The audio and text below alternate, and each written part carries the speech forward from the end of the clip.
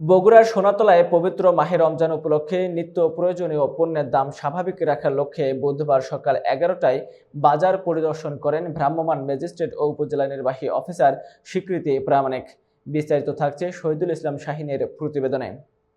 এ সময় তার সাথে ছিলেন veterinary surgeon doctor Mohammad Mostafa Kamal, Sonatala থানার পুলিশ ফোর্স সহ এসআই আক্কাস ও আনসার সদস্যবৃন্দ। মনিটরিং এর অংশ হিসেবে কাঁচা বাজার, মাংস বাজার, মাছ বাজার, মুরগি বাজার, মুদিখানার দোকান এ মনিটরিং কার্যক্রম পরিচালিত হয়। বাজারে নির্ধারিত মূল্য তালিকা না থাকায় 5 জন ব্যবসায়ীর প্রত্যেককে সতর্কতামূলক 500 টাকা করে মোট 2500 টাকা জরিমানা করা হয়।